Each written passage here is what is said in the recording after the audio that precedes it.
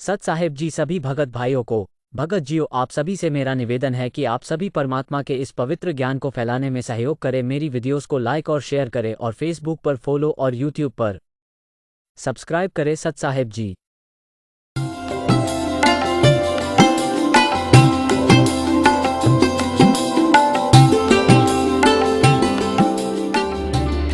पूर्ण परमात्मा को पाने तथा उसका वास्तविक लाभ प्राप्त करने के लिए पवित्र बाइबल में प्रमाण है कि प्रभु ने मनुष्य को अपना ही स्वरूप बनाया। 6 दिन में सृष्टि रचकर 7वें दिन विश्राम किया। कुरान शरीफ में प्रमाण है कि हजरत मोहम्मद को खुदा स्वयं कह रहे हैं कि मैंने तुम्हें उस परमात्मा की महिमा बताने के लिए भेजा है। वो परमात्मा कबीर है जिसने 6 दिन में सृष्टि रची तथा 7वें दिन तख्त पर जा विराजा। उसकी खबर किसी बाखबर से पूछकर तो देखो। कृपया अवश्य सुनिए जगत गुरु तत्वदर्शी संत रामपाल जी महाराज के अमृत वचन। कर जोरूं विनती करूं, धरूं चरण पर शीस। गुरु राम देवानंद जी महाराज ने दियो नाम बख्शीस। कोटि कोटि सिजदा करूं, कोटि कोटि प्रणाम। चरण कमल में राखियो मैं बांदी जाम गुलाम।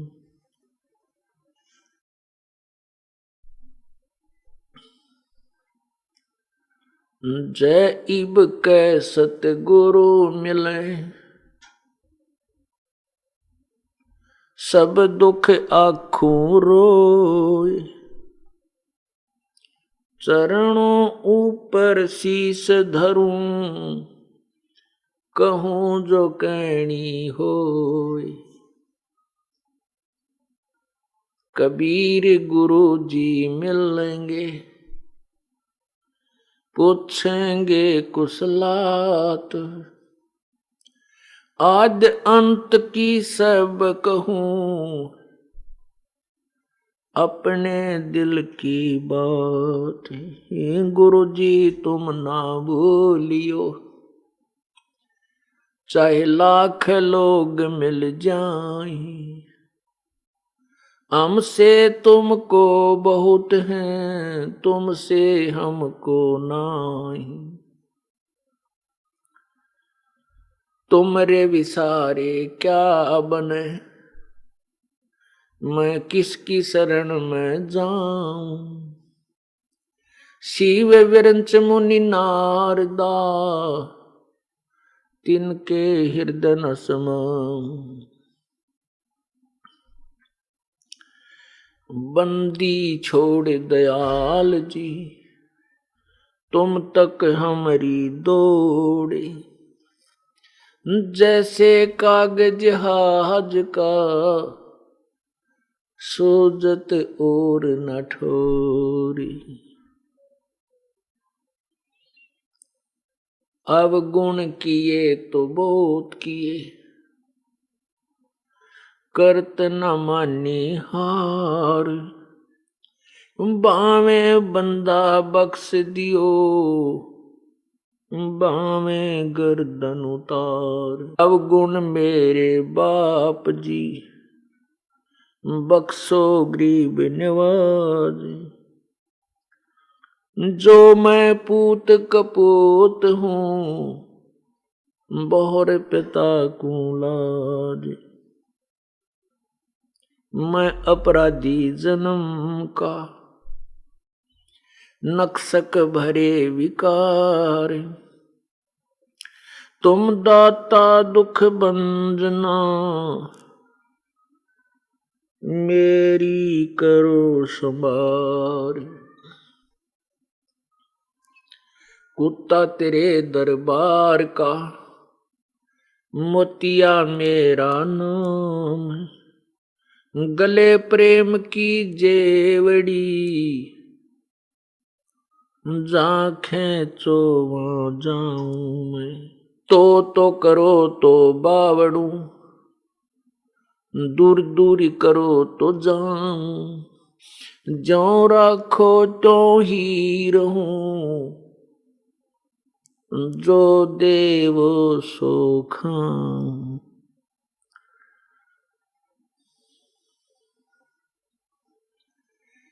गुरु बिन माला फेरते, गुरु बिन देते दान, गुरु बिन दोनों निष्फल हैं, चाहे पूछो वेद पुराण।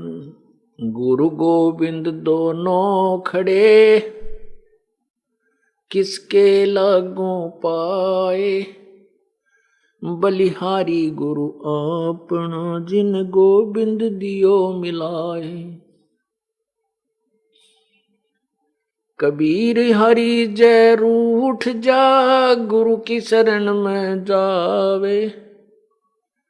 कहें कबीर गुरु रूठ गए, तो हरि ना होत सहाय।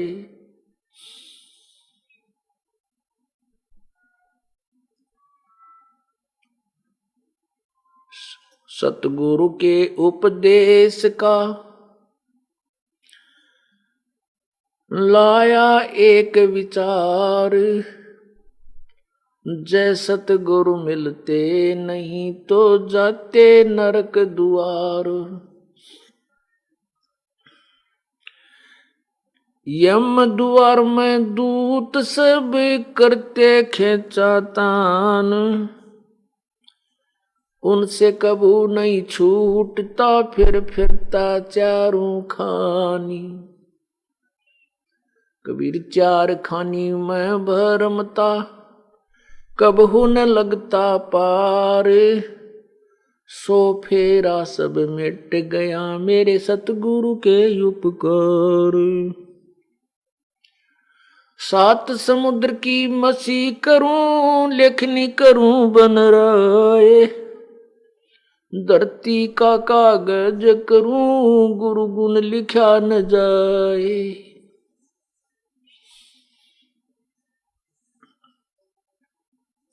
गुरु बड़े गोविंद से मन में देख विचार, हरि सुमरे सोवार हैं, गुरु सुमरे होए पार।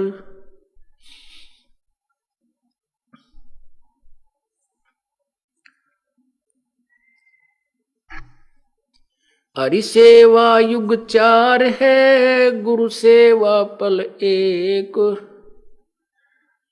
तास 75 नहीं तुले, सतगुरु संतों करो विवेक। परम पिता परमात्मा सारी सृष्टि के रचनहार, सर्व ब्रह्मांडों के कंट्रोलर, संचालक कबीर देव कबीर प्रभु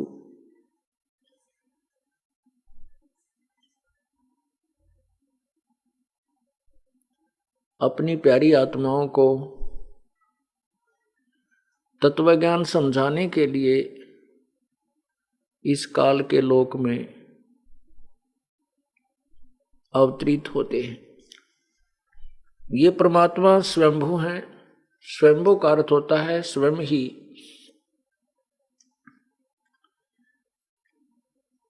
जिसका कोई जन्मदाता ना हो, जिसका कोई माता पिता ना हो, वह स्वयंभू परमात्मा होते हैं। ये कबीर परमात्मा स्वयंभू है, परिभू। परिभू का अर्थ होता है सबसे पहले परमात्मा। यजुर्वेद अध्याय नंबर 40 के मंत्र 8 में इसी परमेश्वर के विषय में बताया है। कबीर मनीषी शुक्रम शुक्रम अकायम स्नाविरम अबिंदम। परिभू स्वयंभू व्यवधाता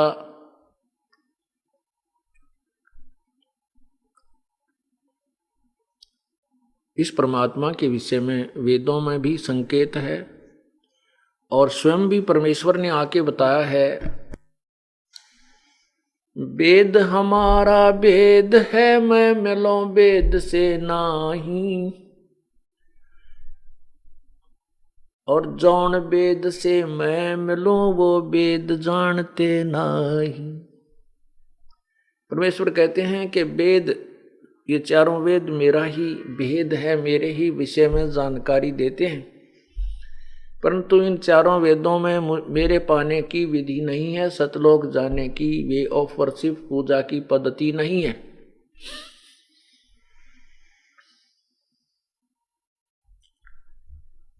वो परमात्मा कबीर भगवान चारों युगों में स्वयं प्रकट होते हैं, जिसमें वो यहाँ पृथ्वी पर यानी काल के लोक में 21 ब्रह्मांडों में आते हैं। वो परमात्मा इस काल के लोक में चारों युगों में आते हैं और प्रत्येक युग में आकर के वो अपने विषय में यथार्थ जानकारी देते हैं, यथार्थ ज्ञान देते हैं, जिसको सवसंवेद अर्थात तत्व ज्ञान कहा जाता है। परंतु सतयुग, त्रेता और द्वापर में ये मानव शरीरधारी प्राणी इतने दुखी नहीं होते और इन सभी की रुचि परमात्मा में होती है। प्रत्येक प्राणी में पिछले जन्म संस्कारों का, पिछले पुण्य संस्कारों का भक्ति धन बहुत होता है और तकरीबन सभी के शब्द में शक्ति होती है। जो ये रिवाज अपने यहाँ चली हुई है परंपरा के, बड़े व्यक्ति छोटों को आशीर्वाद देते हैं, सिर पे हाथ रखते हैं, तो ऐसे करने से यदि उस व्यक्ति के अंदर कोई पूर्व जन्म की कमाई है, भक्ति है, तो उससे उसकी पुण्य कमाई, जिसको वो आशीर्वाद देता है, सिर पे हाथ रखता है, उसमें प्रवेश कर जाती है और उनको आशीर्वाद के साथ एक मांगलिक वाणी भी बोलते हैं।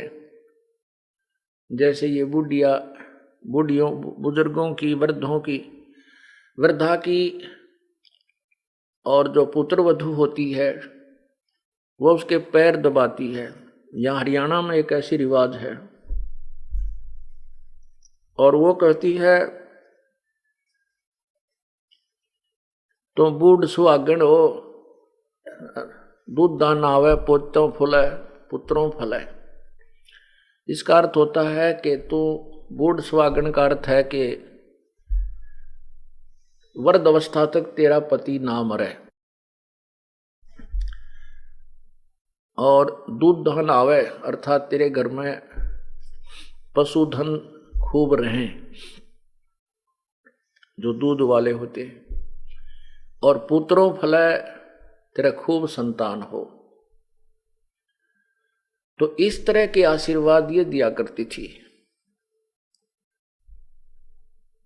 तो उससे क्या होता है कि पहले सभी भक्ति युक्त होते थे, भक्ति धन होता था, उनकी जेब में चवन्नी होती थी और उस चवन्नी, उस 10 रुपए उसकी जेब में हैं तो वो अपने पुत्र वधू को या अपने बेटों को, पोतों को, अपनी पुत्री को और दोता दोती को, वो बुजुर्ग स्त्री या पुरुष, दादा दादी, नाना नानी या माता पिता आशीर्वाद दे करके उनको तो निहाल कर देते थे, लेकिन उनकी जेब खाली हो जाती थी। तो ऐसे पहले परंपरा थी कि बड़े लड़के को पगड़ी बांध दी जाती थी, उसके साथ वो फिर जैसे पिता आशीर्वाद देता था ऐसे वो भी सबको शीश पे हाथ रखता था, पिता के रोल में आ जाता था। और एक कुछ ऐसी परंपरा आपने देखा होगा कि किसी परिवार में कोई झाड़ा लगाता है, उसके बाद वो अपनी शक्ति वो झाड़े वाली उसको दे जाता है, अपने पुत्र को, ज्येष्ठ पुत्र को, फिर वो लगाने लग जाता है। तो ये काल का भयंकर जाल है, ये काल का भयंकर जाल है। ये आपको फिर समझाएंगे, क्यों अलग विषय है, फिर भी थोड़ा संकेत देंगे। तो इस तरह ये काल हमें ठगता रहता है, हमें भक्तिहीन करा के, कति खाली जेब करवा के, और फिर 84 लाख योनियों में गधे कुत्ते सूअर बना के छोड़ देता है। जैसे आप एक ही प्रमाण बहुत है बुद्धिमानों को समझने के लिए। राजा अम्बरीश थे। राजा अम्बरीश बहुत महान पुण्यात्मा थे, बहुत ही अच्छी श्रेष्ठ शक्ति विष्णु तक की किया करते थे। उसमें दुर्वासा जैसे सिद्ध पुरुष जिसके सामने इंद्र भी कांप जाता था, वो ऐसे क्रोधी और वचन शक्ति युक्त थे दुर्वासा जी। राजा अम्बरीश के दरबार में जाकर के उसने अपनी तड़ी जमानी चाही थी, और राजा अम्बरीश को दुर्वासा जी ने मारने के लिए एक सुदर्शन चक्कर छोड़ दिया, अपनी कमाई था, अपनी शक्ति ने। सुदर्शन चक्कर ने राजा अम्बरीश के पैर छुए और वापस दुर्वासा को मारने के लिए उसकी तरफ उग्र रूप धारण किया। दुर्वासा डर के मारे आकाश में सिद्धि से उड़ चला, और वो चक्कर सुदर्शन साथ साथ उसको मारने के लिए जा रहा है। इंद्र के पास गया, इंद्र ने भी हाथ जोड़ दिए कि मेरे बस की बात नहीं है, तू आगे चल। भगवान शिव के पास गया, ब्रह्मा के पास गया अपनी रक्षा के लिए। विष्णु के पास इसलिए नहीं जा रहा था क्योंकि वो विष्णु उपासक थे अम्बरीश। अंत में उसने विष्णु को के पास भी जाना पड़ा। तब विष्णु जी ने कहा कि क्या गुस्ताखी की ऋषि जी। विष्णु जी ने कहा कि तूने क्या गुस्ताखी की ऋषि जी। तो उसने सारी कथा बताई कि राजा अम्बरीश एक साधना कर रहे थे, और मैंने उसको कहा कि तू निर्गुण उपासना कर, ये सरगुण पूजा त्याग दे। उसने मेरी बात की अवहेलना की। मैंने क्रोध में आकर के उसको मारने के लिए सुदर्शन चक्कर छोड़ा, और ये सुदर्शन चक्कर उसके चरण छू के ऋषि अम्बरीश, राजा अम्बरीश के, और मुझे ही मारने के लिए मेरे पीछे लगा हुआ है, मेरी रक्षा करो। वहां 88,000 ऋषि बैठे थे। दुर्वासा की ऐसी दुर्गति देख करके सब हंसने लगे कि ये अंडी पाक रहा था, आज देख इसकी गिग्गी बंदरी। तो परमात्मा कहते हैं कि जो भी अभिमान करता एक दिन उसको ठोकर लगती है, परमात्मा का विधान है। कहने का भाव यह है कि विष्णु जी ने कहा कि आप वापस जाइए, राजा अम्बरीश के चरणों में गिरो, वही माफ कर सकते। तो वहां से फिर भागा वो भय खा करके, अम्बरीश के चरणों में आकर के शीश रख दिया उस तोब ने, जो सिद्धि की तोब मानी जाती थी दुर्वासा जी। और ऋषि जी ने, अम्बरीश जी ने उस सुदर्शन चक्र को हाथ से पकड़कर उसको थमा दिया कि ले पकड़ तेरी तोब ने, और कहा कि भक्ति के भाव से रहना चाहिए ऋषि जी, ये कोई धक्के का मार्ग नहीं है। ठीक है, आप अपना ज्ञान दीजिए, कोई मानता है उसका भला, ना मानता उसका भला, लेकिन उसके साथ बदतमीजी या कोई जोर जबरदस्ती नहीं कर सकते। इस ज्ञान मार्ग में एक विधान है, प्यार से बार बार समझाते रहिए। मानता ठीक है, नहीं मानता है तो उसकी मर्जी। उसके बाद वही राजा अम्बरीश राजा जनक बने, जो सीता जी के पिताजी कहलाए। उसमें भी वो पुण्यात्मा इतनी भक्ति युक्त थे कि सुखदेव जैसे ऋषि ने भी उसी राजा जनक विधेयी से आकर के दीक्षा ली, अपना कल्याण मार्ग पूछा, और स्वर्ग तक जाने की विधि राजा जनक ने उसे बताई। अब देखना, राजा जनक जब अपना समय पूरा करके जाने लगा विमान में बैठकर, तो काल की बहुत जबरदस्त चाल है। उसने उसका विमान ऐसे स्थान से निकाल दिया जहां पर एक नरक था। उस नरक में 12 करोड़ आत्माएं, अपना जीव प्राणी अपना कर्म का दंड भोग रहे थे और बुरी तरह हाहाकार मचा हुआ था। अब साधु संत भगत के अंदर दया बहुत होती है, लेकिन उस दया का भी हम दुरुपयोग कर जाते हैं। ये भी हमारे लिए एक बहुत हानि होती है। अब उसने देखा कि यहां बहुत बुरी तरह चिल्ला रहे हैं, एक दारुण आवाज आ रही है। राजा ने कहा अपने विमान चालकों को कि भाई पार्ख दो, अर्थात परमात्मा के जो दूत हो तुम इस विमान को रोको। विमान रोक दिया गया। पूछा कि ये ऐसी करुणा में आवाज कहां से आ रही है, यहां किसको क्या तकलीफ है, कृपया पता करो, मुझे बताओ। तो उन देवदूतों ने बताया कि यहां पर एक नरक है राजन, और उसमें सभी प्राणी अपने किए हुए पाप कर्मों का दंड भोग रहे हैं, जिस कारण से वो चिल्ला रहे हैं, उनको यातनाएं दी जा रही हैं। राजा ने कहा कि इनको सभी को छोड़ दो, इनको इस यातना मत दो और नरक से निकाल दो। वो देवदूतों ने कहा कि राजन, यहां पर आपका हुक्म नहीं चलता, यहां पर धर्मराज का हुक्म चलता है। धर्मराय की आज्ञा से सब कुछ यहां हो रहा है। एक न्यायाधीश है यहां का, प्रत्येक ब्रह्मांड में चीफ जस्टिस। तो राजा ने कहा कि उस न्यायाधीश से मेरी बात कराओ। धर्मराज आया, उसने कहा कि राजन आप चलिए अपने लोग, आप स्वर्ग चलिए, और ये तो नरक है, जिसने जैसा कर्म किया है उसका दंड ये भोग रहे हैं। राजा ने कहा कि मेरे से इनका दुख नहीं देखा जाता, कृपया इनको छोड़ दीजिए। धर्मराज ने कहा कि मैं ऐसा नहीं कर सकता, परमात्मा का विधान है, इनको नहीं छोड़ा जा सकता। राजा ने कहा कि मुझे भी यहीं छोड़ दीजिए, मैं भी इन्हीं के पास रहूंगा, आगे नहीं जाऊंगा। धर्मराज ने कहा कि ऐसा भी नहीं हो सकता। अब राजा की ज्यादा जिद देखकर, हठ को देख करके धर्मराज ने एक विकल्प निकाला कि एक काम हो सकता है राजन, कि आप अपने पुण्य कमाई को इन्हें संकल्प कर दो, जितने तुम इच्छा करते हो, उस पुण्यों के आधार से हम इसको निकाल सकता हूं, और मेरे पास कोई विकल्प नहीं है। अब भावनावश बह करके, काल प्रेरित होकर के राजा जनक ने कहा कि मैं अपनी आधी पुण्य कमाई इन्हें संकल्प करता हूं। अब देख कालबली की चाल है। राजा जनक को झाड़ दिया, आधा खाली करवा दिया, जो सारे जीवन में उसने पुण्य यज्ञ हवन दान किए थे।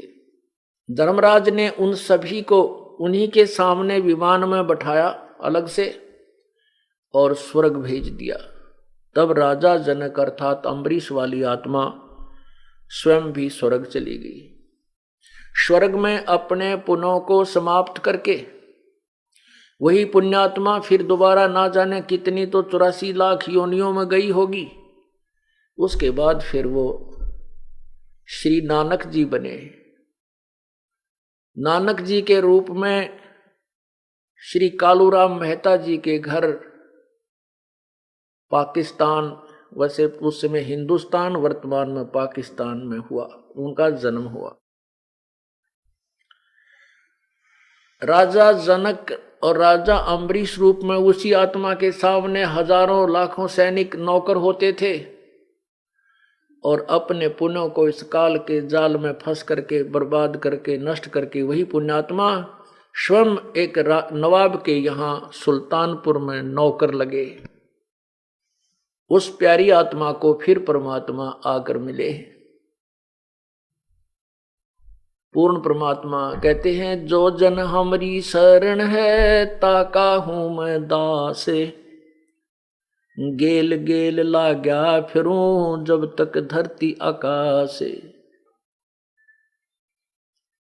परमात्मा कहते हैं कि जो हमारी शरण है उसका मैं दास हूं। जैसे श्री नानक देव जी, गुरु नानक देव जी, ये किसी समय किसी जन्म में परमात्मा के चरणों में रहे। जैसे आप पुण्यात्मा आज हैं, आप कभी 600 वर्ष पहले परमात्मा आए थे तब भी उनके चरणों में रहे हो, तभी आपको शीघ्र ग्रहण किया जा रहा है, क्योंकि उस समय 64 लाख से सोए थे। वो 64 लाख तो अति शीघ्र परमात्मा के चरणों में आएंगे ही आएंगे, और बाकी जो नए आएंगे उन पे भी फिर सतभक्ति की कलम चढ़ाई जाएगी।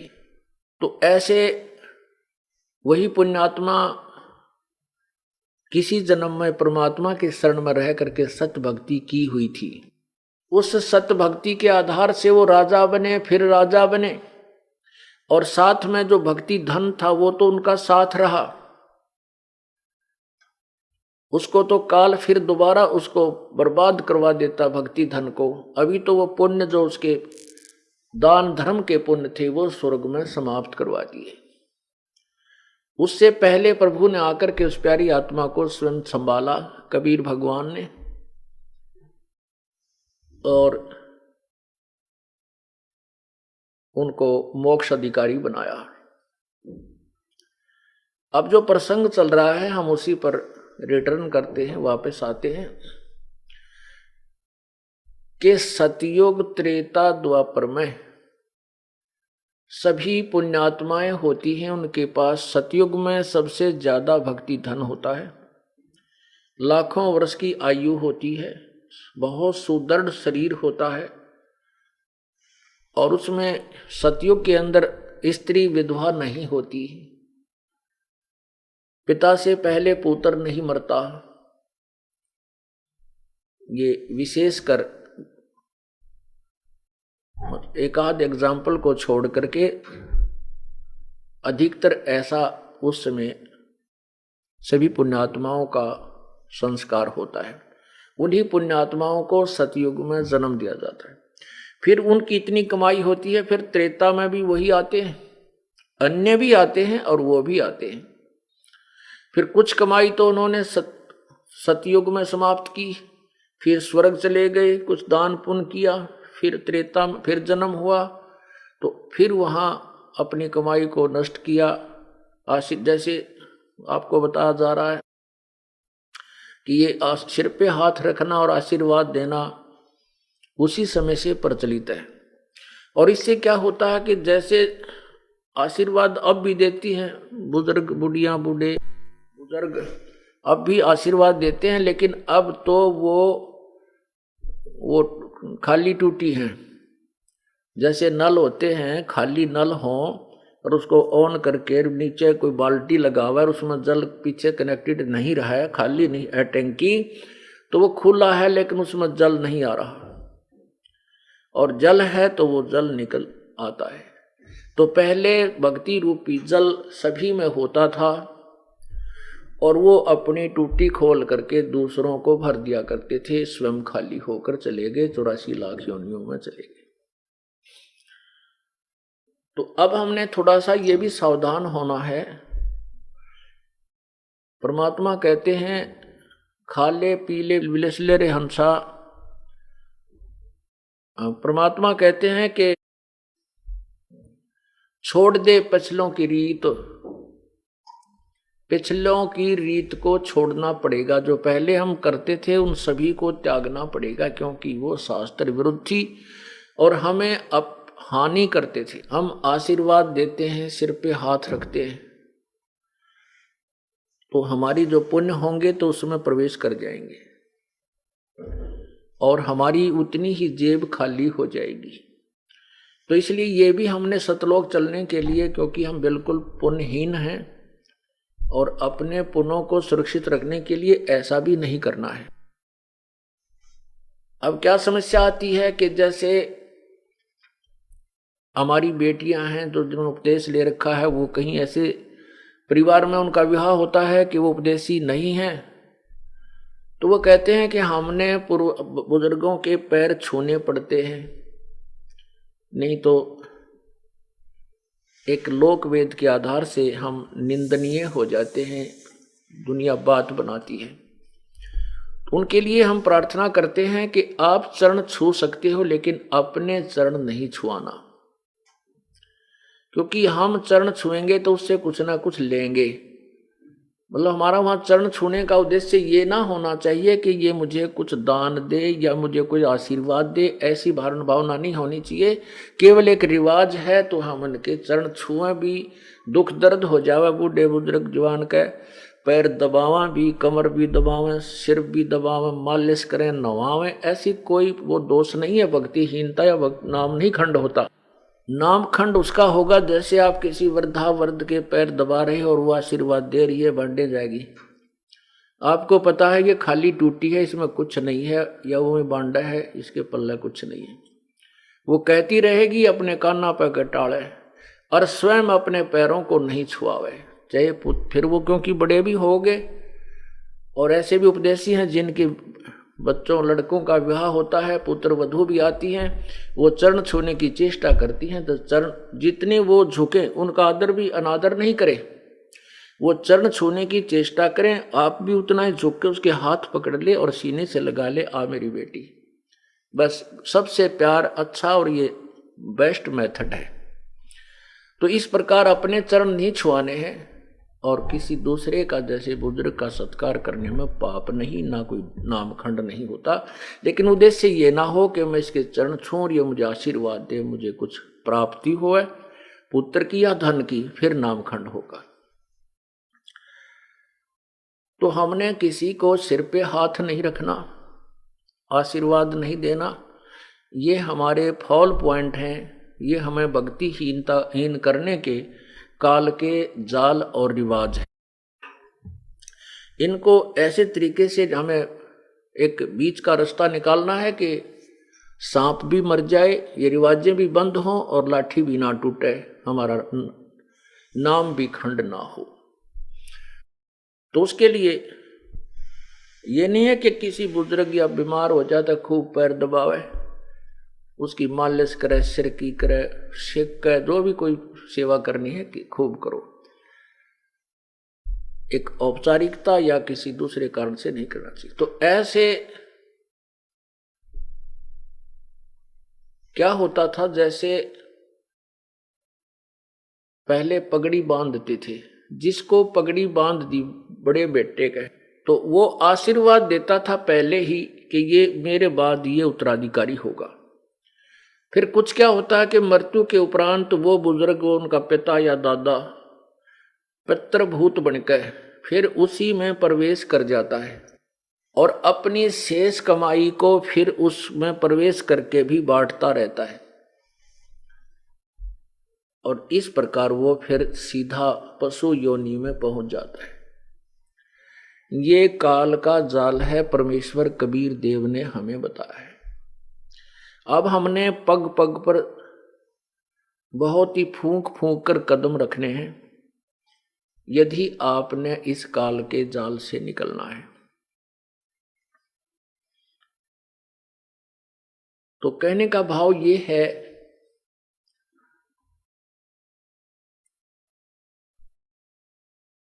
कबीर परमेश्वर चारों युगों में आते हैं।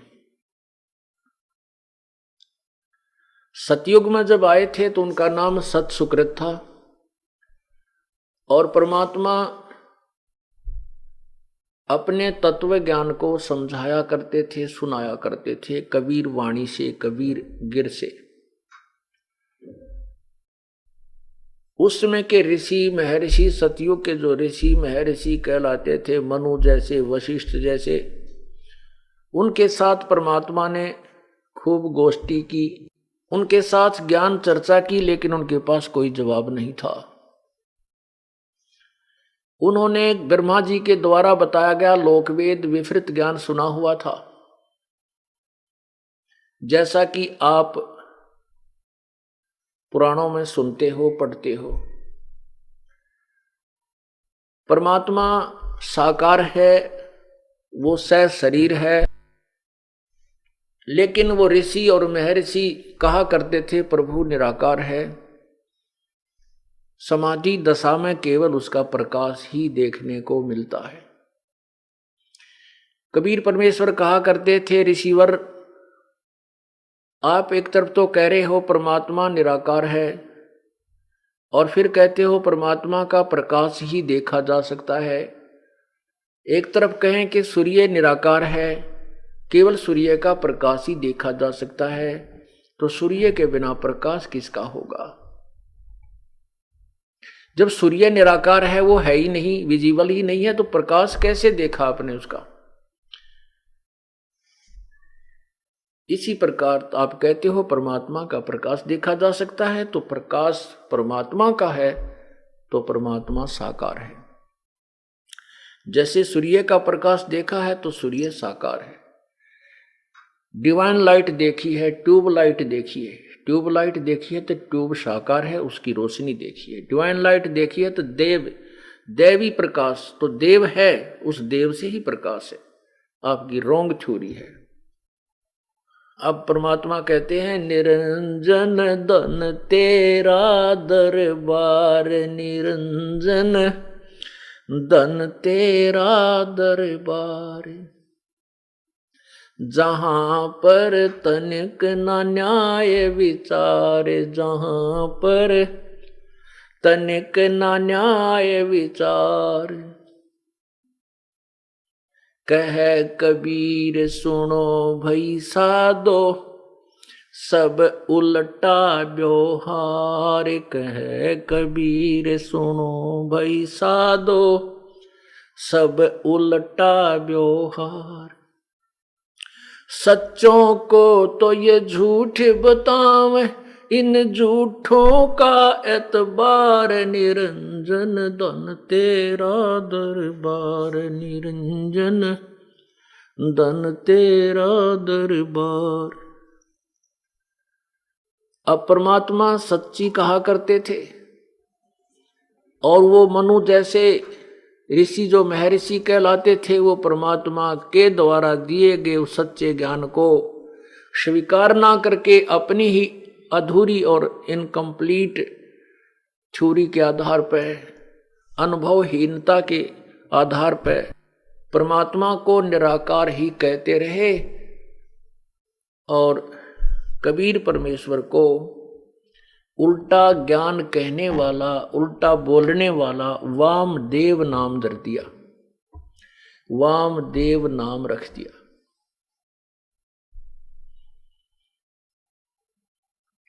ये आपको एक प्रमाण दिखाता हूं, यजुर्वेद के अंदर प्रमाण देखिए। अब इन वेदों का जो वर्तमान में वेद अपने पास हैं और वेद अब तक जीवित रहे हैं, इसके लिए मैं ये दास महर्षि, वैसे तो महर्षि तो नहीं कह सकते, बाकी स्वामी दयानंद जी का आभारी हूं, क्योंकि इनको स्वयं तो वेदों का ज्ञान बिल्कुल नहीं था, ना ही कोई और ज्ञान था, ना कोई सामाजिक ज्ञान था, ना कोई भूगोल का ज्ञान था। ये बिल्कुल अज्ञानी थे। लेकिन इन्होंने ये कहां से सुन लिया कि वेद सच्चा ज्ञान है, वेद में जो लिखा वो सत्य है। इसकी यह रटना सही थी कि वेद जो है वो लिखा सही है, लेकिन स्वयं वेद के बारे में और कोई किसी भी विषय में उसको कतई ज्ञान था नहीं था, अज्ञानी था वो। फिर भी हम इतना शुक्रगुजार हैं कि यदि ये ऋषि दयानंद के अनुयायी अगर इन वेदों को सिर पे रखकर नहीं घूमते फिरते, तो हमें शायद वेद देखने को भी नहीं मिलते। क्योंकि ये दास 37 वर्ष का हो गया था जब 1988 में नाम लिया, तब तक मैंने वेदों की शक्ल भी नहीं देखी थी। किसे है सुना करते वेद हैं, ये नहीं जानते थे वो कोई बुक है या कित ताम्र पत्रों पर लिखे हुए हैं या कित ताड़ के पत्रों पर लिखे हुए हैं। वो हैं कहाँ, कैसे होते हैं? वेद सुने थे। अब इनको वेदों का कतई ज्ञान नहीं था। और इसके वेदों की आड़ में गलत ज्ञान प्रचार कर दिया, और वो वेद ही हमारे काम आ गए। अब ये क्या कहते हैं स्वामी दयानंद जी, सत्यार्थ प्रकाश के 7वें समोल्लास में किसी ने प्रश्न किया कि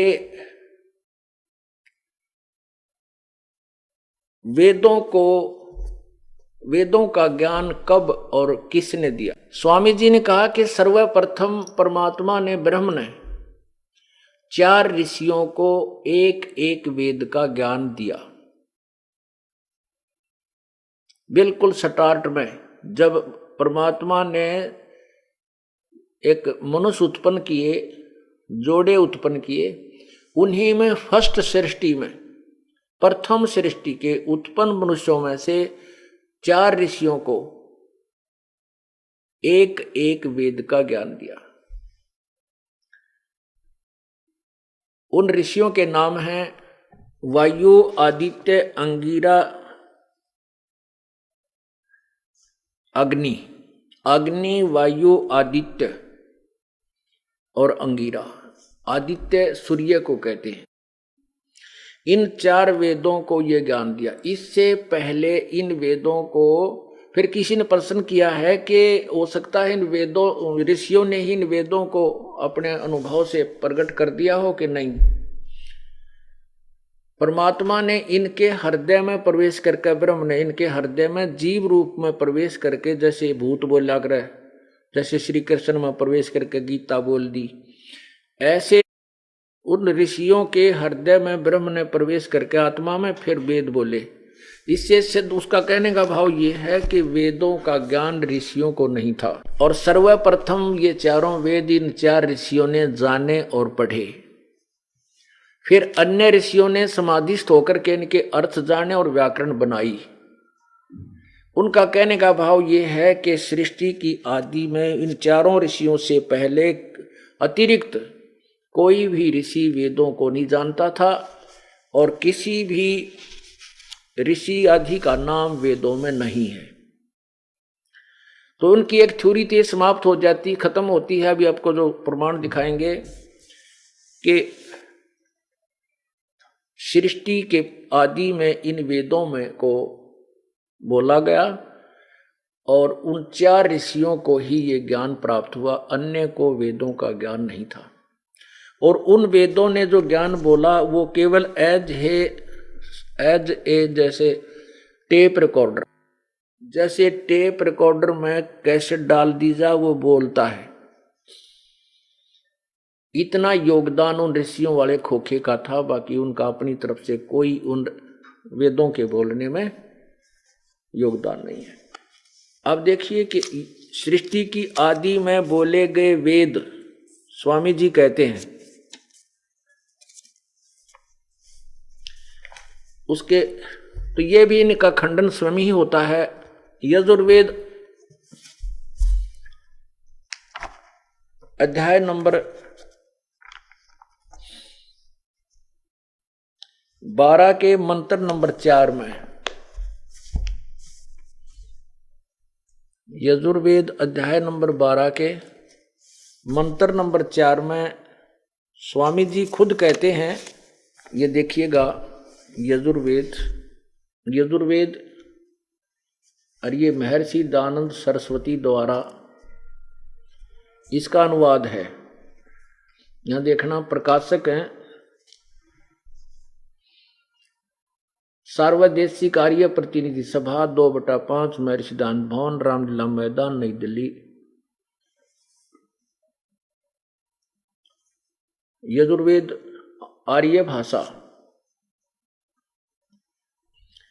आर्य भाषा भाष्य संपूर्ण 40 अध्याय महर्षि दयानंद सरस्वती कृत। स्वामी दयानंद जी ने इन वेदों का अनुवाद किया। अब देखना, ये इसके 12वें अध्याय में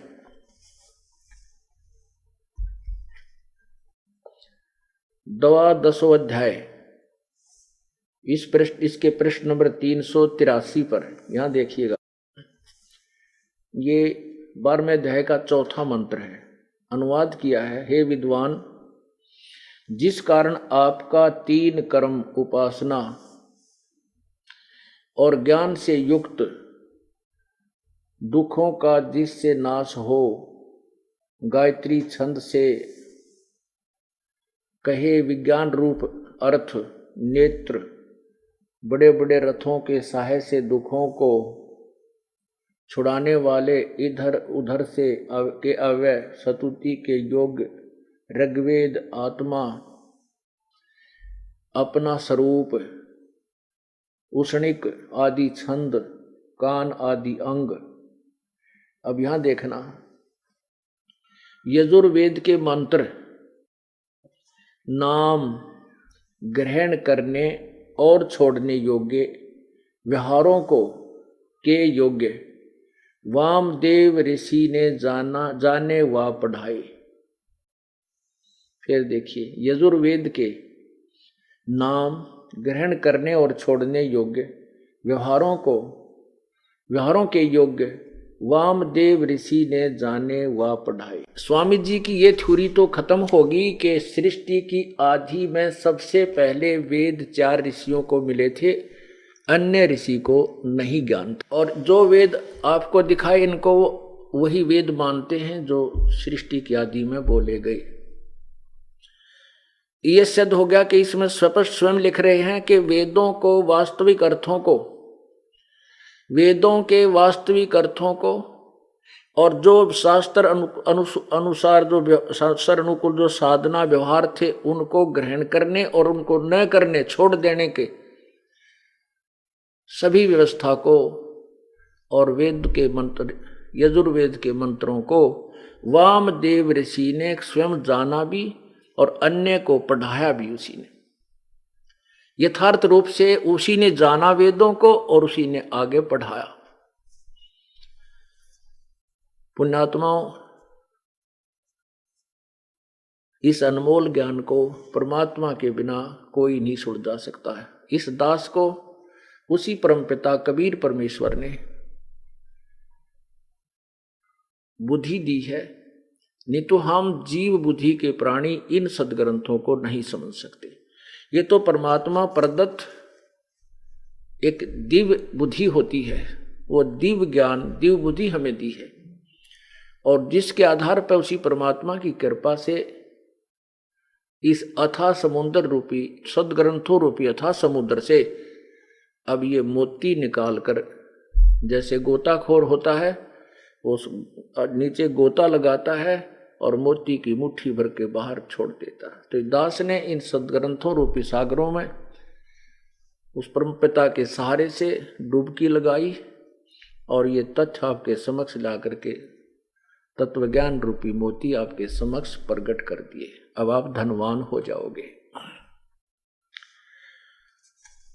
तो परमात्मा को वामदेव कहने लागे, वह मैं ऋषि, वो अज्ञानी मनु जैसे, वशिष्ठ जैसे, विश्वामित्र जैसे, और परमात्मा आए थे यही ज्ञान जो आज दास बता रहा। ये सतयुग से कहने लगे थे, लेकिन उस परम पिता की वाणी को स्वीकार नहीं किया गया। अब स्वीकार होगा। आपने धर्मदास नामक एक पुण्यात्मा का विवरण बार बार सुना है। वो धर्मदास पुण्यात्मा कितनी पुण्यात्मा थी जिसके पीछे प्रभु घूम रहा था। जैसे एक नानक साहब के पीछे घूमे और वह ढूंढ लिए जाकर के दरिया के किनारे। वो कितनी पुण्यात्मा होंगी वो नानक जी, जिनको परमात्मा ने सीने से लगाया, उनके साथ वार्ता की, उनको सचखंड लेकर के गए और फिर भी रह रहकर उनसे मिलते रहे। ऐसे ही वो पुण्यात्मा धर्मदास जी कितनी पुण्यात्मा होंगी जिनके साथ परमात्मा रहे और अपना भेद बताया।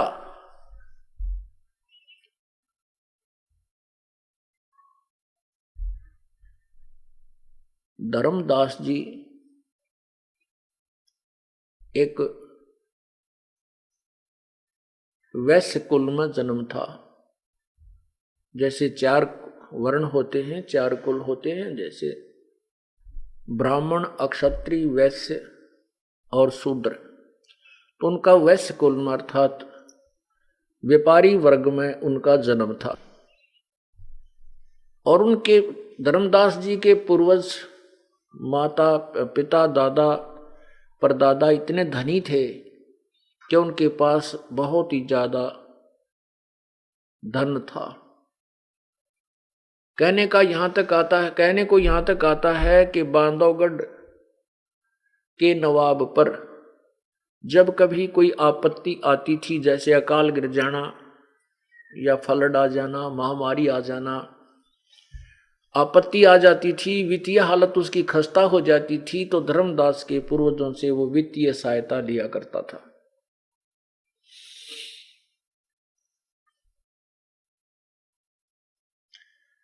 इतना धन और इतनी पुण्यात्मा होते, इतना धन होकर के भी फिर प्रभु की चाह थी उस पुण्यात्मा में, परंतु यथार्थ ज्ञान, तत्व ज्ञान ना होने से वो पुण्यात्मा, जैसा भी उसको ज्ञान था, पवित्र हिंदू धर्म में उसका जन्म था, और जो भी पवित्र हिंदू धर्म के अंदर प्रचलित लोक वेद साधनाएं थी वह सभी कर रहा था। उन्होंने एक गुरु भी धारण कर रखा था, क्योंकि कहते हैं गुरु बिन मोक्ष नहीं, गुरु के बिना कल्याण नहीं। इसलिए पुण्यात्मा जो होती हैं वो गुरु अवश्य बनाती है। लेकिन ऐसे कोई नकली गुरु बना लेने से, शास्त्र ज्ञानहीन गुरु बना लेने से भी कोई लाभ नहीं, क्योंकि वो गुरु नहीं है।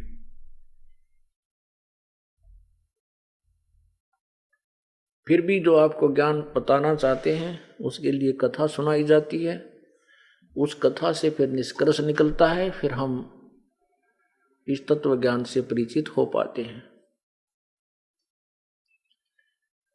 धर्मदास जी ने एक रूपदास नाम के वैष्णव साधु से उपदेश प्राप्त था, नाम ले रखा था। रूपदास जी वैष्णव परंपरा के साधु थे। विष्णु जी को सर्वशक्तिमान, सर्वेश्वर, मृत्युंजय, सर्वशक्तिमान, सबके रचयिता मानते थे। रूपदास जी ने उस प्यारी आत्मा धर्मदास जी से को आदेश दिया हुआ था कि बेटा एकादशी का व्रत किया कर, नित्य गीता का पाठ किया कर, एक अध्याय आधा अध्याय जैसा तेरे से पाठ हो प्रतिदिन इसका पाठ किया कर, और धर्म भंडारे किया कर, धर्म यज्ञ किया कर, भंडारा किया कर। और बेटा यदि तीर्थ भ्रमण कर सके तो बहुत ही पुण्य होता है, सर्व पाप नष्ट हो जाते हैं। उस तीर्थ के पाप धर्म, उस तीर्थ पर जाने से ये लाभ है, उस तीर्थ पर जाने से ये लाभ है, जैसा भी विष्णु पुराण में लिखा हुआ वो सारा सुना रखा था।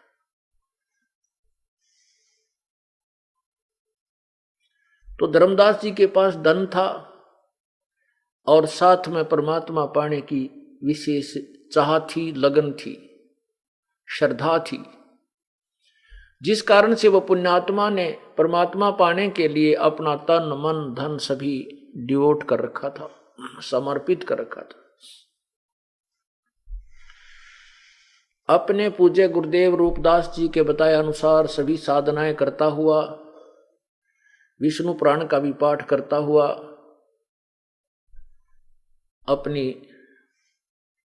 अपने जीवन सफर को कर रहा था।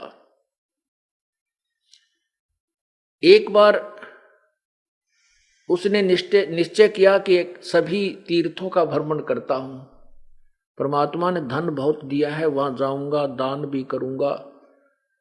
और इतना श्रद्धालु था कि उसने कहा कि पैदल ही जाऊंगा मैं, परमात्मा के लिए अपने शरीर को भी कष्ट दूंगा। उसी आधार से वो अपना तीर्थ भ्रमण करता हुआ जा रहा था। उसी भ्रमण को करते करते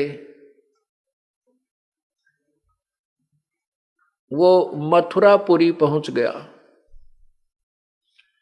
वो भी तीर्थों में से एक तीर्थ गिना जाता है। मथुरा में वृंदावन मथुरा में वो पहुंच गया धर्मदास जी, और जिस तालाब में श्री कृष्ण जी कभी स्नान किया करते थे, कुछ दिन रुके थे मथुरा में, ज्यादा समय नहीं रहे थे, क्योंकि फिर काल्यावन आ गया था झगड़ा करने के लिए, लड़ाई करने के लिए 18 करोड़ सेना लेकर के। तो भगवान श्री कृष्ण सभी अपने वंशजों, यादवों को, अपने पूर्वजों को लेकर के बहुत दूर चला गया था, द्वारका में, जहां पर द्वारकाधीश मंदिर बना हुआ है। श्री कृष्ण जी का जहां अंतिम संस्कार किया गया था, वहां पर एक द्वारका तो नहीं रही है, वो समुद्र में डूब गई है। बाहर जहां उनका अंतिम संस्कार किया था वो शेष स्थान है, उस पर मंदिर बना रखा है, वहां चला गया था। फिर भी हम परमात्मा की चाह तड़फ में, जैसा भी गुरुओं ने ज्ञान दिया, उसके आधार से उस तालाब पर पहुंच गए जहां पर श्री कृष्ण जी गवें चराने जाते थे और वहां पर स्नान करते थे।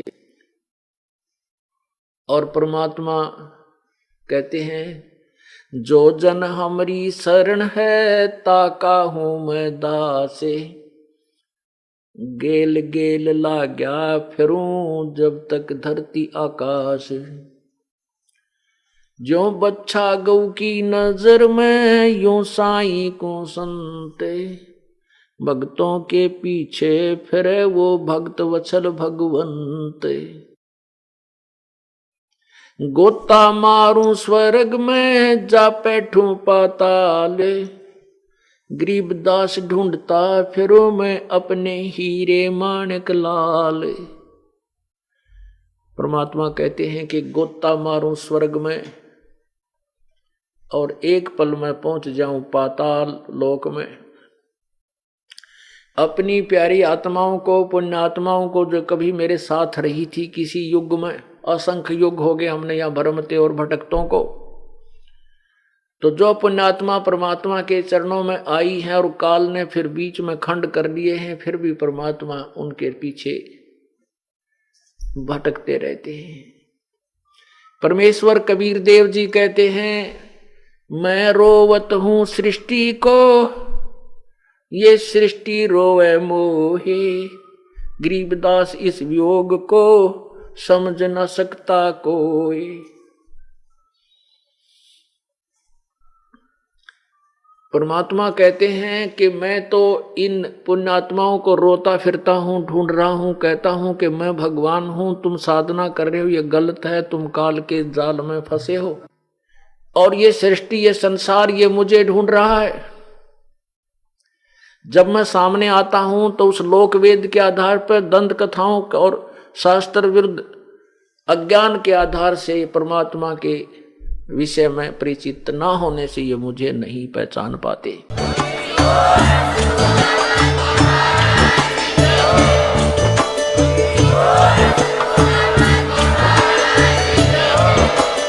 आप सुन रहे थे जगत गुरु तत्वदर्शी संत रामपाल जी महाराज जी के मंगल प्रवचन। अधिक जानकारी के लिए विजिट कीजिए हमारी वेबसाइट www.jagatgururampalji.org। संत रामपाल जी महाराज जी के शुभ आशीर्वाद से पूरे विश्व भर में 500 से भी ज्यादा नाम दीक्षा केंद्र हैं, जिन पर संत रामपाल जी महाराज जी द्वारा ऑनलाइन निःशुल्क नाम दीक्षा दी जा रही है। अपने नजदीकी नाम दीक्षा केंद्र का पता करने के लिए संपर्क करें 8222880541।